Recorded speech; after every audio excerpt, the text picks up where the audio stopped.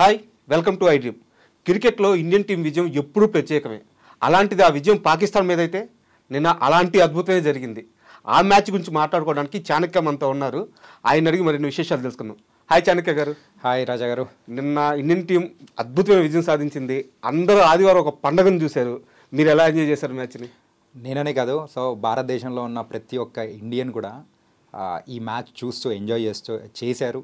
And ప్రత్యేకంగా చెప్పుకోవాలంటే కోహ్లీ ఒక సెంచరీ అయితే అవుతుందా అవ్వదా అనే లాస్ట్ క్లైమాక్స్, గెలుస్తుందా లేదా అనే దాని గురించి కాదు, కోహ్లీ సెంచరీ అవుతుందా లేదా అనే దాని గురించే ఎక్కువగా టెన్షన్ పడ్డారు. ఫైనల్గా విజయాన్ని ఎంత సొంతం చేసుకొని మనం ఎంత హ్యాపీగా ఫీల్ అవుతున్నామో, కోహ్లీ సెంచరీ చేసిన తర్వాత మనం కూడా అంతే హ్యాపీగా ఫీల్ అయిపోయాము. సింపుల్గా చెప్పాలంటే డబల్ ధమాకా మన ఇండియన్ టీంకి వచ్చింది. అండ్ మెయిన్గా ఈ మ్యాచ్ విషయానికి వస్తే మాత్రం కంప్లీట్ ఒక ప్యూర్ డామినెన్స్ ఇండియన్ టీం దగ్గర నుంచి దొరికింది. ఒక పక్క బౌలింగ్లో చూసుకున్నా, ఇంకో పక్క బ్యాటింగ్లో చూసుకున్నా కానీ పాకిస్తాన్ ఎప్పుడైతే కుదురుకుంటుంది అని అనుకున్న టైంలో ఖచ్చితంగా మన బౌలర్స్ అయితే వికెట్స్ అనేది తీసి వాళ్ళని కుదురుకోనికుండా చేశారు. కాకపోతే వాళ్ళ దాంట్లో ఒక్క పాజిటివ్ అనేది కూడా ఉంది. ఏంటంటే ఒక సెంచరీ పార్ట్నర్షిప్ అనేది కూడా రావడం, అది కూడా రిజ్వాన్ అండ్ అలాగే సౌద్. వీళ్ళిద్దరి మధ్యలో జరిగిన పార్ట్నర్షిప్ అదొక్కటే తప్ప వాళ్ళు పాజిటివ్గా మాట్లాడుకోవాల్సింది, అది తప్ప ఇంకా వేరేది ఏమీ లేదు. అలా మొత్తం మీద అయితే ఇండియన్ బౌలర్స్ కూడా మంచి డామినేషన్ అనేది కూడా చూపించారు. అంటే స్టార్టింగ్లో చాలా వరకు విమర్శలు అనేది కూడా వచ్చింది.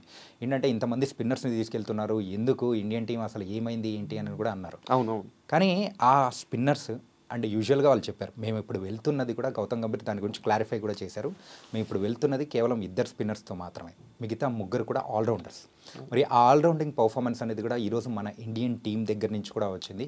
అండ్ స్టార్టింగ్లో అయితే బాబర్ అజామ్ ఎప్పుడైతే కుదురుకుంటున్నాడు అని అనుకున్న టైంలో రోహిత్ శర్మ ఒక కెప్టెన్సీని నిజంగా మెచ్చుకోవాలండి. ఎందుకంటే స్టార్టింగ్ బౌలింగ్ చేస్తూ ఉన్న షమి కానీ హర్షిత్ రాణా వాళ్ళిద్దరూ అంటే బౌలింగ్ వేయడానికి ఎక్కడో కొంచెం అంటే కరెక్ట్ బాల్స్ అనేది కూడా పడట్లేదు, ఎక్కడో కొంచెం ల్యాగ్ అవుతున్నట్టు అనిపిస్తూ ఉంది. అండ్ అక్కడ షమి యొక్క ఫిట్నెస్ విషయంలో కూడా ఎందుకో కొంచెం డౌట్స్ అనేది కూడా రేజ్ అయ్యాయి. ఎందుకంటే మధ్యలో మ్యాచ్ మధ్య నుంచి షమి అంటే డ్రెస్సింగ్ రూమ్కి కూడా వెళ్ళిపోయాడు. ఆ డ్రెస్సింగ్ రూమ్కి వెళ్ళిపోయేటప్పటికి ఏంటి షమి యొక్క పాత గాయం ఏమన్నా పునరావృతం అవుతుందా అని చెప్పేసి అని అనుకున్నారు. కానీ అలా ఏం లేకుండా ఆ టైంలో ఆ గ్యాప్లో సడన్గా మరి హార్దిక్ పాండ్యాకి బాల్ ఇచ్చాడు. మరి అయితే మనకు అనుకున్న పాజిటివ్ రిజల్ట్ ఫస్ట్ వికెట్ అనేది కూడా దొరికింది. ఆ బాబర్ అజామ్ ఎప్పుడైతే కుదురుకుంటున్నాడు అనుకున్న సమయంలో వికెట్ పడిందో then the celebration started. Chanakya గారు, ఇందాక మీరు అన్నారు పాకిస్తాన్ బ్యాటర్స్ది ఇద్దరిది 100 పార్ట్నర్షిప్ పడిందని చెప్పేసి అన్నారు. అయితే ఇక్కడ వాళ్ళ అప్రోచ్ కరెక్ట్ అంటారా? వాళ్ళు ఒక 2 వికెట్లు పడిన తర్వాత వాళ్ళు పార్ట్నర్షిప్ బిల్డ్ చేయడానికి చాలా ఎక్కువ బంతులు తీసుకోవాల్సి వచ్చింది, అక్కడ రన్ రేట్ పడిపోతూ వచ్చింది. ఆ టైంలో కానీ వాళ్ళు కాస్త ఫాస్ట్గా ఆడుంటే 250 కాకుండా ఒక 280, 290, 300 ఆ స్కేల్లో కానీ రన్స్ ఉండుంటే ఇండియన్ టీం మీద కాస్త ప్రెజర్ ఉండేదంటారా? ఖచ్చితంగా. ఏమైందంటే వాళ్ళిద్దరి యొక్క పార్ట్నర్షిప్ చూస్తున్న టైంలో ఒక ఇండియన్ టీంలో ఉన్న ప్లేయర్స్ అందరికి కూడా అదే అనిపించింది. ఈజీగా దుబాయ్ స్టేడియంలో 270, 260 ఒక మార్క్ అనేది కూడా దాటిచ్చారు అని అంటే తర్వాత నెక్స్ట్ బ్యాటింగ్ చేయబోయే ఇండియన్ టీంకి మాత్రం కొంచెం ఆ సైకలాజికల్ ప్రెషర్ అనేది కూడా పడుతుంది. ఆ సైకలాజికల్ ప్రెషర్ అనేది పడనివ్వకుండా మన బౌలర్స్ చాలా తెలివిగా కూడా చేశారు. అండ్ ఆ పార్ట్నర్షిప్ని బ్రేక్ చేయడానికి మన బౌలర్స్ చాలామంది కష్టపడ్డారు. అంటే ఇన్ఫ్యాక్ట్ చెప్పాలంటే రోహిత్ శర్మ చాలామంది బౌలర్స్ని కూడా మరి అయితే మారుస్తూ ట్రై చేశారు, కానీ ఎక్కడ దొరకట్లేదు. కానీ అలాంటి సమయంలో మరి వికెట్ తీశారు. రిజ్వాన్ వికెట్ దొరికేటప్పటికి ఇంకా అప్పుడు స్పిన్నర్స్ ఆన్ అటాక్ అన్నట్టు కూడా నెక్స్ట్ 1 by 1 వాళ్ళ ఒక పాత్రను కూడా నిర్వర్తిస్తూ కూడా వాళ్ళు ముందుకు వెళ్ళిపోయారు. కానీ ఇంకొక హైలైట్ ఏంటంటే లాస్ట్ మ్యాచ్లో కుల్దీప్ యాదవ్కి అసలు వికెట్స్ అనేది దొరకలేదు. అంటే కుల్దీప్ యాదవ్ వికెట్స్ తీయలేదు. ఇంకా ఈ మ్యాచ్లో కూడా ఇండియన్ టీంలో చేంజ్ ఉంటే కుల్దీప్ యాదవ్ ప్లేస్లో వరుణ్ చక్రవర్తి వచ్చే అవకాశాలు ఉంటాయని కూడా చాలామంది అన్నారు కూడా. కానీ రోహిత్ శర్మ తన మీద పెట్టుకున్న నమ్మకమో ఏమో కానీ కుల్దీప్ ఖచ్చితంగా వికెట్లు తీస్తాడు, ఒక కీ ప్లేయర్ అవుతాడు అని ఎలా నమ్మకం పెట్టుకున్నారో దానికి ఒమ్ము కానికోకుండా ఒక 2 వికెట్స్ అనేది కూడా ఇంపార్టెంట్ 2 వికెట్స్ ఒక బ్రేక్ త్రూ అనేది కూడా ఇవ్వడంతో మన ఇండియన్ టీం అప్పుడు కూడా కుల్దీప్ యాదవ్ కూడా మరి చాలా చక్కగా కుదురుకున్నాడు. ఇంకో విషయం ఏంటంటే జడేజా కానీ అక్షర్ కానీ వీళ్ళందరూ వికెట్స్ తీస్తూ ఉన్నారు, రావాల్సిన టైంలో వికెట్స్ తీస్తూ మరి ముందుకెళ్తూ ఉన్నారు. మంచి విషయం అండి. ఇప్పుడు మనం చూసుకున్నట్టే పాకిస్తాన్ మీద విజయం అనేది ఎప్పుడు ప్రత్యేకమే. కాకపోతే పాకిస్తాన్ టీం చాలా వీక్గా కనిపిస్తుంది గతంతో పోల్చుకుంటే. గతంలో పాకిస్తాన్ టీంను మనం చూసినట్టయితే ఆ టీం నిండా స్టార్స్ ఉండేవాళ్ళు. సయీద్ అన్వరు, ఇంజమాముల్ హక్, యూనిస్ ఖాను, అలాగే వసీం అక్రమ్, వకార్ యూనిస్, మోయిన్ ఖాను, ఇలా ఒక పాకిస్తాన్ టీం నిండా భయంకరమైన స్టార్స్ ఉండేవాళ్ళు. ఇప్పుడు మనం పాకిస్తాన్ టీంని చూస్తుంటే ఆ టీంలో అసలు కొంతమందికి అయితే వాళ్ళ పేర్లు కూడా తెలియదు. క్రికెట్ లవర్స్‌కే ఈ మధ్య కాలంలో ఒక 1 ఇయర్, 2 ఇయర్స్ మధ్య కొంచెం క్రికెట్ చూడడం తగ్గించిన వాళ్ళకైతే వాళ్ళ టీంలో ఉన్న వాళ్ళ 11 మంది పేర్లు కూడా తెలియవన్నమాట. సో, ఇంత చేంజ్ ఒక టీంలో ఆ స్థాయి నుంచి ఈ స్థాయికి పడిపోవడానికి కారణం ఏమి ఉంటదని మీరు అనుకుంటున్నారు? మెయిన్‌గా అంటే ఒకప్పుడు వరల్డ్ కప్ సాధించిన టీమేనా ఇప్పుడు ప్రెజెంట్ ఇలా ఆడుతుంది అని అనుకుంటాము. ఇంకా ఒక క్రికెట్ గురించి మనం మాట్లాడుకునే టైంలో ఆ ఒక టీం యొక్క మరి దేశ భవిష్యత్ అనేది కూడా ఉంటుందన్నమాట. సో వాళ్ళు ఫైనాన్షియల్గా కూడా క్రైసిస్లో ఉండడము, అంటే వాళ్ళకి కావాల్సిన వనరులు ఏదైతే ఉన్నాయో వాళ్ళ సమకూర్చుకోవడంలో కూడా కొంచెం ల్యాగింగ్ అనేది కూడా పడింది. ఇన్ఫ్యాక్ట్ మీరు చెప్పిన దానికి వరకైతే సో ఆ అద్భుతమైన సూపర్ స్టార్స్ అందరూ ఒక 10-15 ఇయర్స్ బ్యాక్ వరకు అండ్ ఒక బంగారు భవిష్యత్తుగా అయితే పాకిస్తాన్ టీం అనేది కూడా ఉండింది. ఆ దేశం యొక్క ఫైనాన్షియల్ క్రైసిస్ అనేది పడిపోతూ వస్తుందో అంటే ఈ స్పెషల్గా క్రికెట్కి అలాట్ చేయాల్సిన నిధులు అయితే ఏదైతే ఉంటాయో అవి కూడా తగ్గుతూ వస్తున్నాయి. అలాంటి సందర్భంలో అంటే రావాల్సిన క్వాలిటీ ప్లేయర్స్ కానీ ఇలా రాకుండా పోవడం అనేది కూడా మధ్యలో జరిగింది. మెయిన్గా ఇదే వాళ్ళ ఎక్కువగా ఒక జనరేషన్ మాత్రం క్రికెట్ విషయంలో వెనక పడిపోవడానికి అది ఒక మెయిన్ రీజన్గా ఉండొచ్చు రాజా గారు. ఐపీఎల్ లాంటి ఒక టోర్నమెంటు ఇండియన్ క్రికెట్ టీంకి చాలా బలమవుతుంది. అలాంటి ఒక లీగు పాకిస్తాన్కి ఉన్నా కానీ అక్కడ ఆ క్వాలిటీ ఉండట్లేదు, యంగ్స్టర్స్ రావట్లేదు. సో మీరు చెప్పిన ఆ మౌలిక సదుపాయాల్లో సమస్య వల్లే ఇది జరుగుతుంది అనుకోవచ్చు. అనుకోవచ్చు. ఎందుకంటే ఇప్పుడు పులిని చూసి నక్క వాత పెట్టుకోవడం అని అంటారు కదా. అలాగే ఇక్కడ ఐపీఎల్ సూపర్గా సక్సెస్ అయింది, మనం కూడా ఏదో ఒకటి సాధించాలి, ఏదో ఒకటి చెయ్యాలి అని చెప్పేసి వాళ్ళు పిఎస్ఎల్ అనేది కూడా స్టార్ట్ చేశారు. ఆ పిఎస్ఎల్ అనేది స్టార్ట్ చేసిన వాళ్ళ అంటే కింద గ్రౌండ్ లెవెల్లో ఉన్న వాళ్ళందరికీ తీసుకొని రావడంలో వాళ్ళు కూడా కొంతవరకు సక్సెస్ అవుతున్నారు. కానీ అక్కడ కావాల్సిన అన్ని వనరులు అనేది వాళ్ళకు రావడం లేదు. ఇప్పుడు ఫైనాన్షియల్ క్రైసిస్ అంతెందుకు మన ఇండియన్ టీంలో ఒకసారి చూద్దాము. మన ఇండియన్ టీము ఈరోజు ప్రపంచంలో ఉన్న క్రికెట్నే శాసిస్తుంది. ఇన్ఫ్యాక్ట్ చెప్పాలంటే ఐపీఎల్ జరిగే టైంలో వేరే ఏ దేశాల క్రికెట్ మ్యాచెస్ అనేది కూడా స్కెడ్యూల్ అవ్వవు. ఎందుకంటే ఇప్పుడు హయ్యెస్ట్ మరి ఎక్కువ డబ్బులు మరి సంపాదించే బోర్డు ఏదైనా ఉందంటే అది బీసీసీఐ. అంటే మన వాళ్ళని మనం చెప్పుకోవడం అని కాదు, కానీ మెయిన్గా అయితే అలా శాసించే స్థాయికి కూడా మనకు పెరిగింది. ఇన్ఫ్యాక్ట్ మన దీనికంటే ముందు ఐసీసీ ఈ ఛాంపియన్స్ ట్రోఫీ స్టార్ట్ అయ్యే ముందు కూడా చాలా వరకు విమర్శలు అనేది కూడా వచ్చింది. ఇప్పుడు పాకిస్తాన్లో జరుగుతుంది. మరి పాకిస్తాన్లో జరిగేటప్పుడు ఇండియన్ టీం ఎలా వెళ్తుంది అని చెప్పేసి చాలామంది అనుకున్నారు. ఎందుకు రాదు అని చెప్పేసి పాకిస్తాన్ వాళ్ళు అన్నారు. కానీ మన ఇండియన్ టీం మేమైతే హైబ్రిడ్ మోడల్లో అయితేనే ఆడతాం, లేకపోతే మేము మాకు అవసరం లేదని అన్నారు. ఎందుకంటే ఇప్పుడు ఒకవేళ ఇండియన్ టీం ఆడలేదంటే మన దగ్గర ఉన్న వ్యూవర్షిప్ కానీ ఆ స్పాన్సర్స్ కానీ సో వేరే దేశాల్లో రానంటువంటిది మన దగ్గర నుంచి వస్తుంది. అసలు ఆ టోర్నమెంట్కి కలైపోతుంది. ఇండియన్ టీం ఆడట్లేదంటే ఆ వ్యూవర్షిప్ ఎక్కడి నుంచి వస్తుంది, స్పాన్సర్స్ ఎక్కడి నుంచి వస్తుంది? పాకిస్తాన్ ఫాస్ట్ బౌలర్ షోయిబ్ అఖ్తర్ కూడా ప్రెస్ మీట్లో ఇదే అన్నారు. అంటే ఇండియా రాకుండా ఒక ఛాంపియన్స్ ట్రోఫీ నిర్వహించగలమా, లాజికల్గా ఫైనాన్షియల్గా ఇది సాధ్యమా అని చెప్పి రిపోర్టర్ని ఎదురు ప్రశ్న అడిగారు అనమాట. సో అంటే ఇండియా డామినేషన్ అలా ఉంది అనుకోవచ్చు. ఖచ్చితంగా అనుకోవచ్చు. ఇది ఇప్పటి నుంచే కాదండి, ఎప్పుడైతే ఐపీఎల్ స్టార్ట్ అయిందో ఐపీఎల్ స్టార్ట్ అయిన కొన్ని సంవత్సరాల నుంచే మన ఇండియన్ టీం మరి వరల్డ్ క్రికెట్ రిచెస్ట్ బోర్డుగా తయారైంది. ఆ తర్వాత కూడా అండ్ దీనికి ఎదురు లేదు తిరుగు లేదు అన్నట్టు కూడా అయిందనమాట. ఇప్పుడు ఎంతెందుకు 70-75% వచ్చే అమౌంట్ క్రికెట్కి వేరే దేశాలకు మనం ఇస్తున్నాం, అంటే వేరే వాళ్ళ ఇచ్చేది కాదు. మన ఇంతకుముందు ఒకప్పుడు ఆస్ట్రేలియా, ఇంగ్లాండ్ ఒక రిచెస్ట్ బోర్డుగా ఉండేది. కానీ ఇప్పుడైతే వాళ్ళని మించి డబుల్ కూడా కాదు, త్రిబుల్ లేదా 4 టైమ్స్ ఎక్కువగా మన దగ్గర నుంచి అమౌంట్ వస్తుంది. మెయిన్గా ఇక్కడ క్రికెట్ని మనం ఒక మతంగా భావిస్తుంటాం. సో ఒక రిలీజియన్గా భావించి క్రికెట్ ప్లేయర్స్ ఎవరైతే ఉంటారో వాళ్ళని దేవుళ్ళగా భావిస్తుంటారో అలాంటి దానిలలో మెయిన్గా ఇండియా పాకిస్తాన్ మ్యాచ్ అంటే ఎంత హై వోల్టేజ్ మ్యాచ్ మీరు గమనించే ఉంటారు. ఏంటంటే నిన్న ఎవరైతే ఫోన్లో చూస్తూ ఉంటారో ఆ ఫోన్లో చూస్తున్న టైంలో కూడా పైన వ్యూస్ అనేది కూడా వస్తూ ఉంటాయి. వ్యూస్ రికార్డ్ స్థాయిలో అండి, అప్రాక్సిమేట్లీ 70 crores ప్లస్ వ్యూస్. అంత వ్యూస్ అంటే అది ఎలా వస్తుందో చెప్పండి.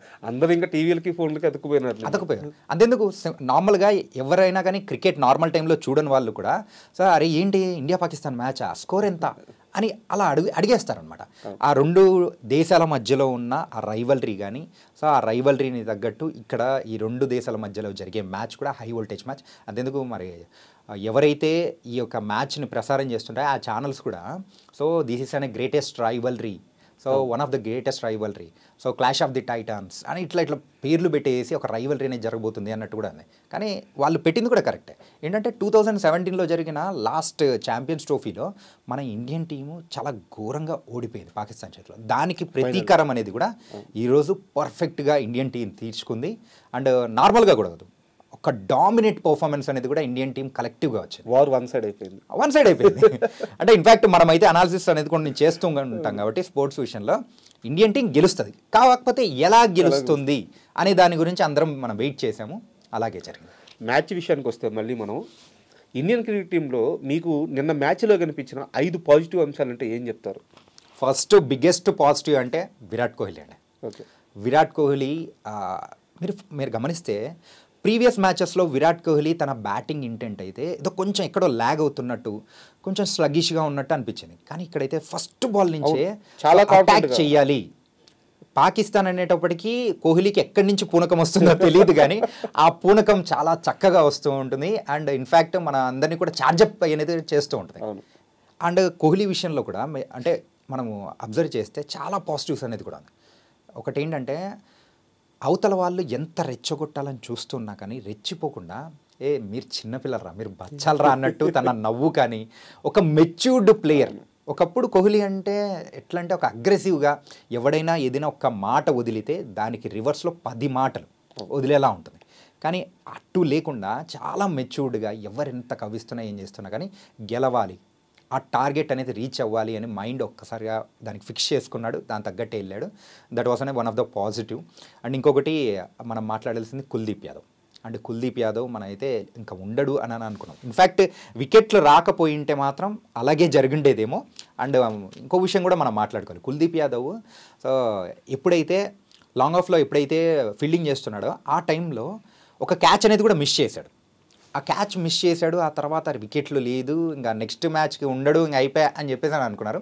కానీ తనకి ఇచ్చిన టైంలో ఆ బాల్ కరెక్ట్గా టర్న్ అవుతుంది, దాని తగ్గట్టు వికెట్లు అనేది కూడా తీశాడు. That's the second positive thing. And third positive thing అంటే మెయిన్గా మనం మాట్లాడుకోవాల్సింది Rohit Sharma captaincy. Super. Rohit Sharma captaincy ఏంటంటే ఎప్పటికప్పుడు ప్రణాళికలు అనేది కంప్లీట్గా మార్చేయాలి. అక్కడ దుబాయ్ వికెట్ వచ్చేటప్పటికి క్లౌడ్స్ ఉండడంతో అక్కడైతే డ్యూ ఫ్యాక్టర్ అనేది కూడా లేదు. అది మన వాళ్ళకు ఇంకొక విషయం కలిసి వచ్చింది. అండ్ మన అయితే ఫస్ట్ బౌలింగ్ చేస్తున్నాం కాబట్టి దాని తగ్గట్టు ఫస్ట్ వికెట్ రావట్లేదు. అంటే రాని టైంలలో కూడా మన దగ్గర ఉన్న నెక్స్ట్ బౌలర్ ఎవరు క్విక్గా మార్చాలి. అక్కడ కుదురుకుంటున్న బ్యాటర్స్ మొత్తం మన అయితే వాళ్ళని ఒక పార్ట్నర్షిప్ని బ్రేక్ చేయాలనుకున్న టైంలో హార్దిక్ని తీసుకొని వచ్చేసి చేశాడు. అలా ఇలా 1, 2 అని కాదండి, చాలా ఉన్నాయి. పర్ఫెక్ట్ టైంలో వికెట్స్ తీయడంలో తను చేసిన ఫీల్డ్ సెటప్స్ కానీ, అండ్ కొన్ని ఫీల్డ్ సెటప్స్ అయితే చాలా మైండ్ బ్లోయింగ్ అనిపించింది. ఏంటంటే వాళ్ళు పర్ఫెక్ట్గా అక్కడ ఆడతారు, ఆడనిచ్చేలా చెయ్యాలి. బౌలర్స్కి అయితే ఇన్స్ట్రక్షన్స్ ఎప్పటికప్పుడు ఇస్తూ ఉన్నాడు అనమాట. సో పలాన్ లెంత్లో వెయ్యి, సో కొంచెం ఫాస్ట్గా వెయ్యి, ఇలా అని చెప్పేసి వేస్తూ అటు సైడ్ ఆడేలా చేశారు. అక్కడ ఫీల్డర్ని సెటప్ చేసి వికెట్స్ అనేది కూడా సాధించాడు. ఇంకొకటి మనం ఆబ్వియస్లీ మాట్లాడుకోవాల్సింది ప్రిన్స్ శుభ్మన్ గిల్. సూపర్. శుభ్మన్ గిల్ ఏంటంటే బ్యాక్ టు బ్యాక్ 100s ఆడుతూనే ఉన్నాడు, వస్తూనే ఉన్నాయి. అంటే ఈ మ్యాచ్లో కూడా సెంచరీ ఖాయమని అనుకున్నాము. కానీ అలాంటి సందర్భంలో మరి అబ్రార్ వేసిన ఒక వండర్ఫుల్ డెలివరీ, అద్భుతమైన, నిజంగా అద్భుతమైన డెలివరీ. ఏంటంటే అది పడిన తర్వాత టర్న్ అయింది. టర్న్ అవుతుందని అసలు అనుకోలేదు, కానీ టర్న్ అయ్యి అసలు అది కూడా bounce, turn come bounce, it's అనే రేర్ కాంబినేషన్. అన్ని డెలివరీస్లో పడవు, కొన్ని డెలివరీస్ మాత్రమే పడతాయి. అలాంటి అన్ప్లేయబుల్ డెలివరీతో శుభ్మన్ గిల్ అవుట్ అయ్యాడు. అదొకటి. ఇంకొకటి చెప్పుకోవాలంటే మనం మెయిన్గా హర్షిత్ రాణాని మనము అనుకుంటాం ఏంటంటే ఏంటంటే వికెట్లు తీయలేదు అది, కానీ హర్షిత్ రాణా వేసిన లాస్ట్ ఓవర్స్ ఎప్పుడైతే ఉన్నాయో చాలా స్లో డెలివరీస్. అది కూడా ఆ స్లో డెలివరీస్తో కొంచెం కంట్రోల్ చేశారు. ఆ స్లో డెలివరీస్ కోసము ఒక ఫాస్ట్ బౌలర్ మరి ఎంత కష్టపడి ఉంటారో మనకు చెప్పాలండి. మెయిన్గా ఏంటంటే అంత ఈజీగా రాదు, చాలా ప్రాక్టీస్ చేస్తేనే 120 to 130 మధ్యలోనే. బ్యాట్స్మెన్ ఏమనుకుంటాడు, ఇంత స్పీడ్లో వస్తుంది, ఇంత ఆడితే పోతుంది అని చెప్పేసి అని అనుకుంటారు. కానీ హర్షిత్ రాణా ఏం చేశాడు, స్లో డెలివరీస్ వేసి అరే ఆడనీకోకుండా అన్ప్లేయబుల్ డెలివరీస్ అనేది వేశాడు. మరి కుష్దిల్కి అయితే ఆడడానికి అసలు అవ్వలేదు. ఎంత ఫ్రంట్ ఫుట్ వస్తున్నాడు, బ్యాక్ ఫుట్ వెళ్తున్నాడు, సైడ్కి వెళ్తున్నా కానీ ఎంత పిక్ చేద్దామని కాదు. అట్లాంటి టైంలో లాస్ట్ డెలివరీ అనేది అది ఒక ఆ గ్రీస్లో ఉన్న బ్యాట్స్మెనే కాదు, నాన్ స్ట్రైకింగ్లో ఉన్న బ్యాట్స్మెన్ కానీ నిష్ఠాపోయే బ్యాట్స్మెన్లకు కూడా అవతల టీంలో ఒకరు స్లో బాల్స్ వేస్తున్నారు అంటే ఖచ్చితంగా వాళ్ళ ఫ్లో దెబ్బతినుద్ది, ఖచ్చితంగా వాళ్ళ ప్లాన్స్ అన్నీ చేంజ్ అయిపోతాయి. అగ్రెసివ్ మోడ్లోకి వెళ్ళిపోయిన వాళ్ళు డిఫెన్సివ్ మోడ్లోకి రావాల్సి వస్తుంది, అప్పటికప్పుడు ప్లాన్ చేంజ్ చేసుకొని అప్పుడు ఆ బాల్కి తగ్గట్టు ఆట మార్చుకోవాల్సి వస్తుంది. సో అలా స్లో బాల్స్ వేసే బౌలర్ టీంలో ఉండడం ఖచ్చితంగా ఎప్పుడు ప్లస్ పాయింటే. మీరు అన్నట్టు హర్షిత్ రాణా దాన్ని ఫుల్ ఫ్లెడ్జ్డ్గా పూర్తి చేస్తున్నారు. అయితే ఇక్కడ ఒక చిన్న డౌట్ అండి, అర్షదీప్ ఉన్నాడు కదా, హర్షిత్ రాణాని ఎందుకు ఆడిస్తున్నారు? గంభీర్ ఏమన్నా కేకేఆర్ అని చెప్పించి మ్యానిపులేట్ చేసి రాణాకి ఏమన్నా ఎక్కువ స్కోప్ ఇస్తున్నాడా, ఎక్కువ ఛాన్సులు ఇస్తున్నాడా, ఇలాంటి ఒక టాక్ అయితే సోషల్ మీడియాలో నడుస్తుంది. దీన్ని మీరు ఎలా చూస్తారు? యాక్చువల్గా కొంతమందికి అలాగే అనిపించింది, కానీ అక్కడ ఫేవరెటిజం అనేది కూడా కొంచెం చూపించే అవకాశాలు అయితే ఉండొచ్చు. కానీ అక్కడైతే తనకిచ్చిన పాత్రని సమర్థవంతంగా నిర్వర్తిస్తూ ఉన్నాడు హర్షిత్ రాణా. మరి హర్షిత్ రాణా వేస్తున్న డెలివరీస్ అంటే తనలో ఉన్న ప్లస్ అండ్ మైనస్ ఏంటనేది గంభీర్కి బాగా తెలుసు. ఎందుకంటే ప్రీవియస్గా కేకేఆర్ టీంతో తనకున్న అనుబంధం, అంటే తన అండర్లోనే హర్షిత్ రాణా అనేది కూడా డెవలప్ అవుతూ వచ్చాడు. సో తను అంటే ఆ సిచ్యువేషన్కి తగ్గట్టు హర్షదీప్ కంటే హర్షిత్ రాణా అయితే బెటర్ అని అనుకున్నాడు. అందుకోసం హర్షిత్ రాణాని కూడా తీసుకొని వచ్చాడు. దాని తగ్గట్టే పాజిటివ్ రిజల్ట్స్ వచ్చేటప్పుడు ఎవరు ఏం పట్టించుకోరు. సో ఇప్పుడు గంభీర్ విషయంలో కూడా అలాగే ఉంది. ఏంటంటే నేను తీసుకొని వచ్చాను, బాగేస్తూ ఉన్నాడు, అలాంటప్పుడు మిగతా టీం వాళ్ళు కానీ ఎవరు కానీ మాట్లాడరు. అండ్ హర్షదీప్ వస్తే బాగుంటుంది అని అనుకున్నారు. యూజువల్గా హర్షదీప్ కూడా చాలా మంచి బౌలరు, అండ్ తను వేసే ఇన్ స్వింగర్స్ కానీ అవుట్ స్వింగర్స్ కానీ చాలా బాగుంటుంది. అంటే స్టార్టింగ్ బౌలర్ అంటే స్టార్టింగ్ ఓవర్స్లో కొంచెం ఎఫెక్టివ్గా ఉంటుంది. కానీ స్టార్టింగ్ ఓవర్స్లో ఆల్రెడీ మనకైతే ఒక గన్ బౌలర్ ఉన్నాడు, అది షమి. సో కాబట్టి మనకేం టెన్షన్ పడాల్సిన అవసరం లేదు. ఇదే టీంనే నెక్స్ట్ మ్యాచ్ కూడా కంటిన్యూ చేస్తారు. ఇక్కడ మనం ఖచ్చితంగా మాట్లాడుకోవాల్సిన ఇంకో వ్యక్తి ఉన్నాడు, శ్రేయస్ అయ్యర్. అంటే అయ్యర్ని మనం చూసినట్టయితే ఇంతకుముందు టీంలో ఉన్నప్పుడు అయ్యర్ ఒక ఆ విషయంలో మాత్రం బౌన్స్ డెలివరీస్లో మాత్రం ఇబ్బంది పడుతూ ఊరికనే అవుట్ అవుతూ టీంలో ప్లేస్ కూడా కోల్పోయాడు. తర్వాత ఇప్పుడు తను 2.0 లాగా తిరిగి వచ్చాడు. బౌన్స్ అది వేస్తే బౌండరీ కొడుతున్నాడు. ఏదైతే తన బలహీనతో దాన్ని బలంగా మార్చుకొని రిటర్న్ అయ్యాడు. నిన్న కొట్టిన 50 కూడా చాలా క్రూషియల్ టీంకి. సో అయ్యర్ ఆటను ఎలా చూస్తారు? పడ్డవాడు ఎప్పుడు చెడ్డగాడు కదండి. అలాగే మరి శ్రేయస్ అయ్యర్ మీరు అన్నట్టు 2.0 ఆ వర్షన్లో వచ్చిన తర్వాత కూడా తన అగ్రెసివ్ ఇంటెంట్ అనేది కూడా మనం చూస్తున్నాము. ప్రీవియస్ మ్యాచెస్లో కానీ ఇంతకుముందు ఇంగ్లాండ్తో ఆడుతున్న సందర్భంలో కానీ అంటే ఒక మెచ్యూర్డ్ ఇన్నింగ్స్ అనేది ఎలా ఆడాలి, సిచ్యువేషన్ తగ్గట్టు ఎలా ఆడాలి, అంటే అగ్రెషన్ ప్రతి ఒక్క ప్లేయర్కి ఉంటుంది. కానీ అక్కడ ఉన్న సిచ్యువేషన్స్ తగ్గట్టు ఎలా ఆడితేనే మరి మ్యాచ్ ఒక మెచ్యూర్డ్ ప్లేయర్గా కూడా అవుతుంటారు. ఇప్పుడు శ్రేయస్ అయ్యర్లో కూడా అదే చూస్తున్నాము. అంటే మనం ఇంతకుముందు కూడా చూసాం ఏంటంటే శ్రేయస్ అయ్యర్కి ఏదైతే వీక్ పాయింట్ ఉంటుందో అది ఈజీగా క్యాచ్ చేసుకొని అపోజిషన్ టీం దాన్ని వాళ్ళు క్యాచ్ చేసుకునే వాళ్ళు వికెట్ తీసేవాళ్ళు. ఇప్పుడు దాన్ని నేనెందుకు అంత అలసి ఇవ్వాలి, ఏదో గ్యాప్ వచ్చింది, ఆ గ్యాప్లో ఎక్కువ శాతం కూడా ప్రాక్టీస్ చేసింది శ్రేయస్ అయ్యర్ బౌన్సర్స్ విషయంలో. ఆ బౌన్సర్స్ విషయంలో మరి ఇప్పుడు బౌండరీస్ కొడుతున్నాడంటే అంత కాన్ఫిడెంట్ అనేది కూడా వచ్చింది. ఎలాంటి బాల్ పిక్ చేయాలి, ఎలాంటి బాల్ని వదిలేయాలి, అండ్ ఆ పిక్ చేసిన బాల్స్ని మనము ఫోర్స్గా ఎలా కన్వర్ట్ చేయాలి అనేది కూడా తనకు తెలుసు. ఇంకోటి ఏంటంటే తను ఆడే టైంలో బౌన్సర్స్ వస్తున్న సందర్భంలో కూడా కొంచెం సెన్స్ అనేది కూడా వచ్చేస్తుంటుంది బ్యాట్స్మెన్కి. ఏంటంటే అక్కడున్న ఫైన్ లెగ్లో ఉన్న ఫీల్డర్స్ ఎవరన్నా ఉన్నారంటే అది కూడా ఒక పెద్ద పాయింట్ అయిపోవచ్చు. ఆ పాయింట్ అంటే వాళ్ళకి దొరకకుండా మరి అయితే వాళ్ళ తలపై నుంచి కొట్టడం కానీ, లేకపోతే ఇంకో విషయం అంటే ఎప్పుడైనా కానీ బ్యాట్స్మెన్ ఆడేటప్పుడు ఇలా కొంచెం పెట్టారనుకోండి గాల్లోకి లేస్తుంది. అలా లేకుండా ఇట్లా కొంచెం కంట్రోల్డ్గా బ్యాట్ పెట్టుకొని ఆడారనుకోండి మనం అంటే కింది నుంచే వెళ్ళిపోతుంది. అంటే గాల్లో ఎక్కువసేపు లేకుండా కింది నుంచే ట్రావెల్ అయిపోయి వెళ్ళిపోతుంది అనమాట. అలాంటి సేఫ్ ఆడడం అనేది కూడా శ్రేయస్ అయ్యర్ బ్యాట్ నుంచి కూడా మనం చూస్తూ ఉన్నాము. అండ్ నిన్న ఆడిన ఇన్నింగ్స్ అయితే స్టార్టింగ్ మీరు గమనించారు ఒకటి, స్టార్టింగ్లో చాలా స్లోగా ఆడుతున్నాడు. మనము చూస్తున్న శ్రేయస్ అయ్యర్ అయినా ఇంతకుముందు మ్యాచెస్లోనే అనుకున్నాము. And India versus Pakistan match అనేటప్పటికి ప్రతి ఒక్కరికి ప్రెషర్ ఉంటుంది. ఆ ప్రెషర్ అనేది కూడా ఇండియన్ టీం ప్లేయర్స్లో అయినా శ్రేయస్ అయ్యర్కి కూడా ఉండింది. అయితే ఫస్ట్ కుదురుకోవాలి. మెయిన్గా దుబాయ్ యొక్క పిచ్ మీద ఏంటంటే ఫస్ట్ కుదురుకున్నామంటే దెన్ తర్వాత ఏ బాల్స్ ఎలా ఆడాలనో అర్థమైపోతుంది. అలాగే ఇప్పుడు శ్రేయస్ అయ్యర్ కూడా అదే చేశాడు. మరి కుదురుకున్న తర్వాత తన బ్యాట్ని జులించాడు అండ్ 50 అనేది సాధించాడు. చివరిగా ఒక ప్రశ్న అండి, నిన్న మ్యాచ్లో మనం చూసుకున్నట్టయితే టీమిండియా ప్లేయర్స్ అందరూ ఒకరికొకరు సపోర్ట్ చేసుకుంటూ కోహ్లీ సెంచరీ కొడుతుంటే అక్కడ రోహిత్ శర్మ సెంచరీ చేయమని చెప్పి సెలబ్రేషన్స్ చేయమని చెప్పి సిగ్నల్స్ ఇస్తున్నాడు. మనలో అంత ఐక్యత కనిపిస్తుంది.